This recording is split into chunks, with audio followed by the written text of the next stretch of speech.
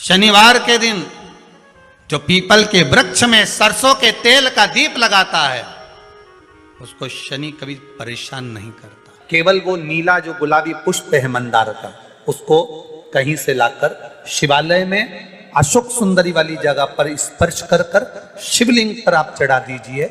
आपकी विषम परिस्थिति कैसी भी होगी वो रास्ता बनाकर बाहर निकल जाएगी। पितृदोष है ये आपको कैसे मालूम पड़ेगा?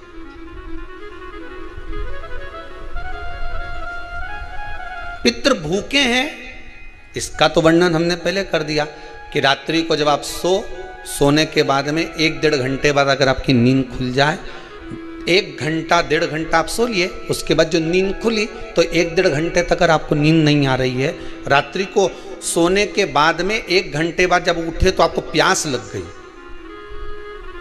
भूख लगने लगी, प्यास लगने लगी कि मेरे को पानी पीना पड़ेगा, घबराहट हो रही पानी पीना पड़ेगा।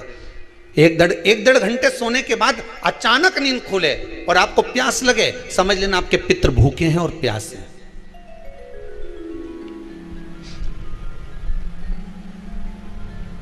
वो भूखे और प्यासे हैं, उनको जल की जरूरत है।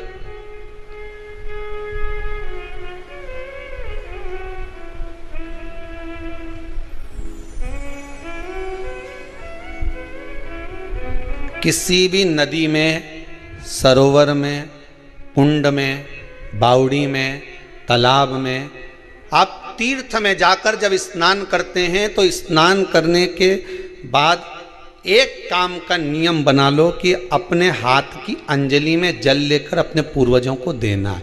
प्यासे रहते हैं, भाग मांगते हैं।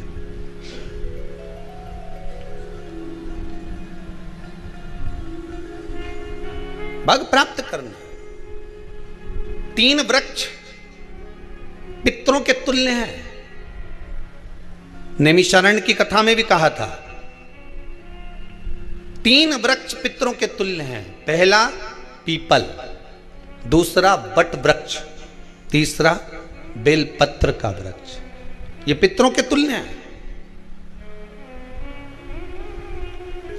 अगर आपको रात्रि में नींद नहीं आ रही है, ऐसा लगता है कि रात्रि को 1 घंटा 1.5 घंटा सोने के बाद कुछ गलत गलत विचार आने लगते हैं, नींद सुबह 3 बजे तक 4 बजे तक नहीं आती, 4 बजे के बाद फिर नींद आती है, तो एक प्रैक्टिकल जरूर कर देखना। एक प्रैक्टिकल करने में क्या जाता है? प्रयास करने में क्या कुछ जाता है क्या?